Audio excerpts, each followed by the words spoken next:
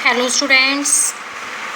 Yes बेटा, आज हम ये क्लास 4th की हिंदी है बेटे हमारी, क्लास 4th की हिंदी और सब लेसन नंबर है ये हमारा 2, जो मैंने कल भी आपको बताया था कि बीच में छूट गया था, उसको मैं अब करा रही हूँ। ये क्लास 4th है, पाठ नंबर 2 है, ठीक है, जिसका नाम क्या है, भीड़ ही भीड़।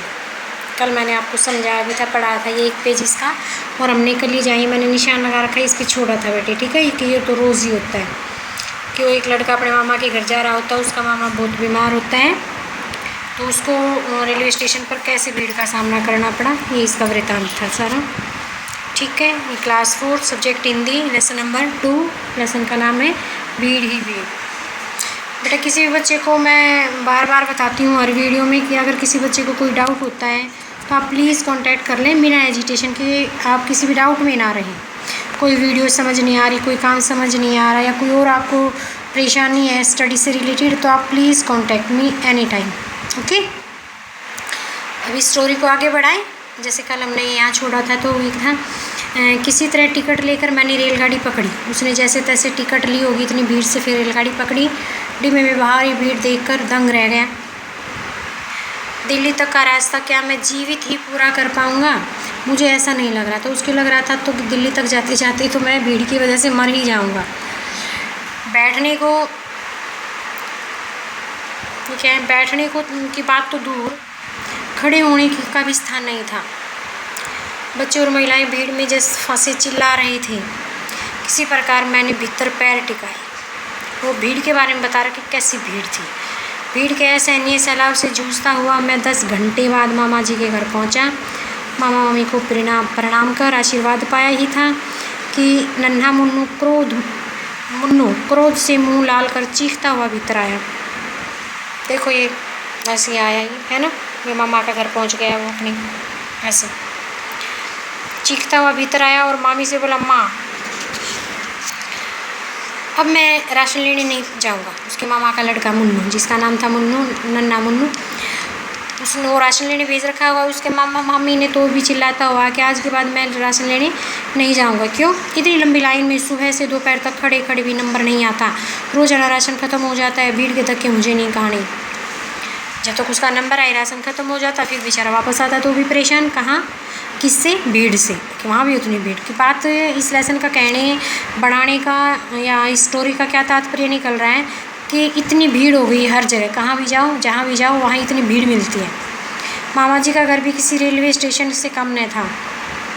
2 कमरे और 10 बालक, 2 कमरे बने हुए थे और उनके 10 बच्चे तो थे ही, जैसे आपको बताया गया था कि उनके 6 बेटे थे और 4 बेटियाँ थीं। साथ में मामा मामी, 2 वो हो गए, 12 लोग हो गए।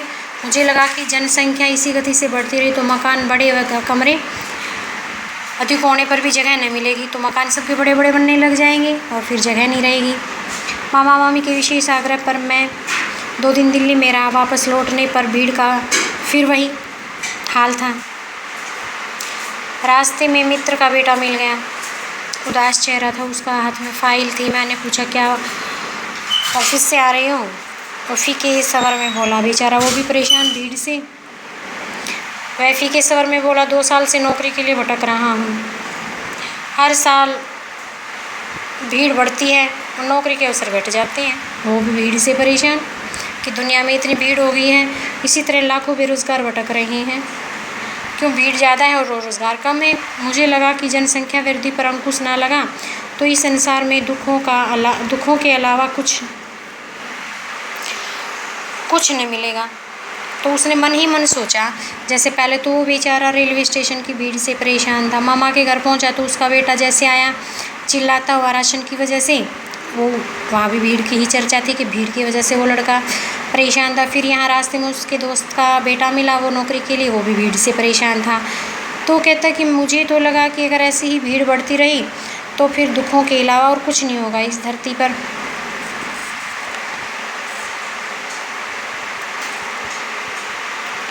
और इस पर अंकुश तो लगाना ही होगा। तो वो कह रहा है भाई इस भीड़ पर बढ़ती हुई भीड़ पर अंकुश तो लगाना ही होगा। तो ये थी बेटे इसकी भीड़ ही भीड़, इसकी स्टोरी। तो जिन बच्चों के पास बुक नहीं ना बेटे, वो इस तरीके से इसको पोज करके पढ़ लें ऐसे, और इस स्टोरी को ऐसे मैंने आपको सुना दी है प्रॉपरली, ताकि अब मैं जब क्वेश्चन आंसर करवाऊँगी एक्सरसाइज तो आपको ईजिली समझ आएंगे कि हमारे पार्ट की स्टोरी क्या थी और क्या इसके क्वेश्चन आंसर है, तो आपको ईजिली समझ आ जाएंगे। ठीक है, तो ये था 4th क्लास का सब्जेक्ट हिंदी, लेसन नंबर 2।